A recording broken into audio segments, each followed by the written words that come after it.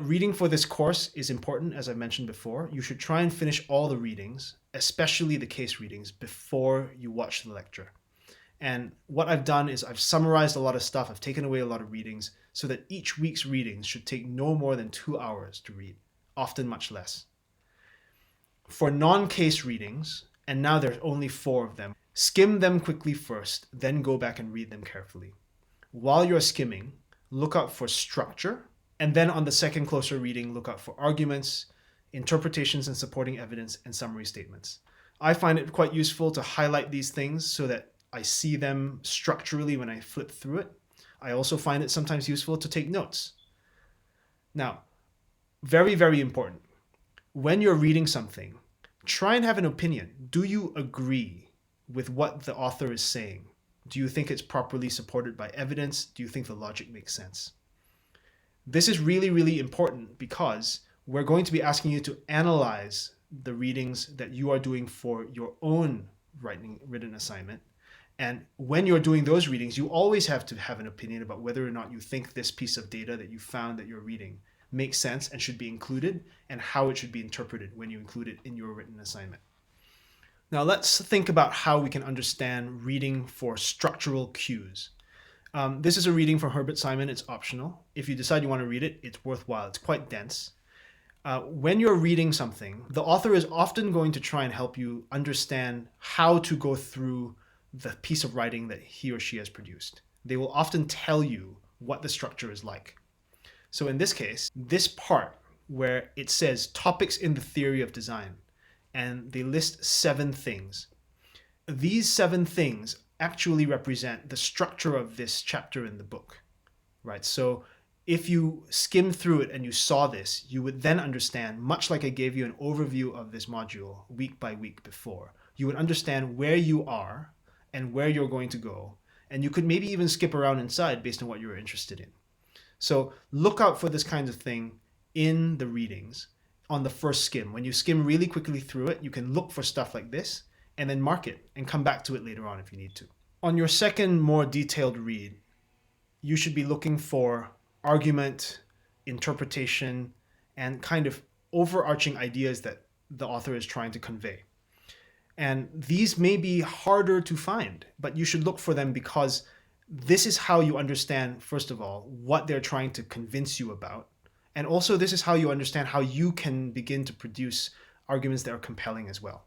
So here is a piece. This is Michael Porter's What is Strategy essay, which is also optional. Porter is making an argument here about 2 things. Like, one is about what trade-offs are. They create the need for choice and they protect against repositioners and straddlers. He illustrates that, he backs it up and provides evidence in the form of Neutrogena. Now, there's a second argument inside about Neutrogena itself, that it is making a trade-off to position itself as a dermatological soap. And in order to make both of these arguments, he uses evidence that he interprets. He looks at what they did, which is to sell to dermatologists, market like a drug company, and he interprets that. So he says that Neutrogena is basically saying we're not going to go after the rest of the soap market that does normal soap. We're going to market ourselves as soap that is kind to the skin, that is dermatologically precise.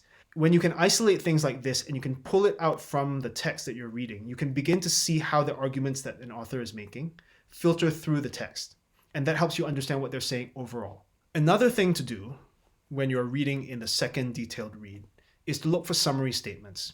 Usually these are statements that are made at the end of sections or at the end of the entire piece, because authors always want to highlight the most important things that they're saying, the most important claims that they're making that they hope that you will take away.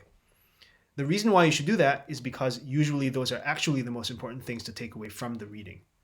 So this is another extract from Porter's essay, What is Strategy? And if you look, usually you find these beginnings of sections or the ends of sections. And here he's talking about what he wants you to believe strategy is. In other words, the creation of a unique and valuable position involving a different set of activities. Now, reading these kinds of materials is slightly different from reading cases, but not totally different. For case readings, what you should do is you should skim quickly again, and then go back and read carefully. When you're skimming, look out for structure and context, And then look out for clusters of data.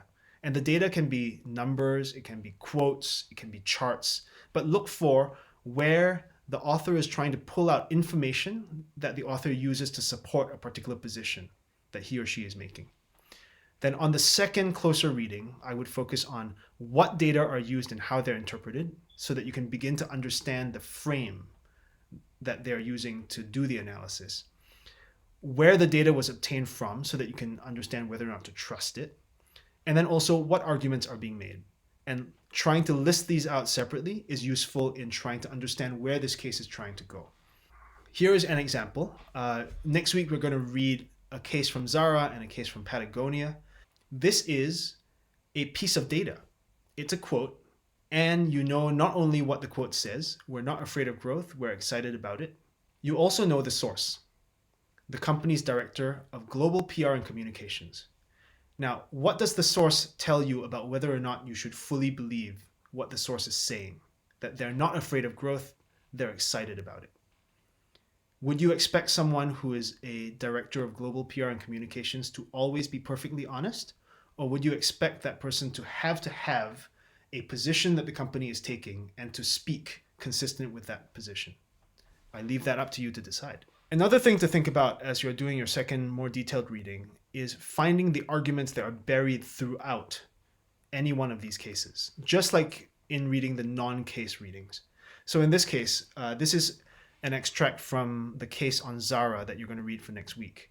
Where is the argument here? Zara is owned by this company, Inditex. It is very, very successful. The argument the author is making here is that Inditex's success is because it has forced people to impulse buy. At Zara, the product runs are very small. They only make a few of each one, and they only send a few of each product to every store. So if you go into Zara, you know that it's not like you can come back 3 weeks later and still buy the same thing that you saw there. At the same time, because it's so inexpensive, you are much more likely to be willing to buy them ASAP. So the way Zara has priced its stuff, as well as how it's chosen to stock its stores, has created what they call the Inditex effect, which is to force people to buy impulse purchases that are inexpensive very, very frequently. It conditions consumers to expect rapid turnover in stock, high variety, and it's conditioned them to buy it when they see it.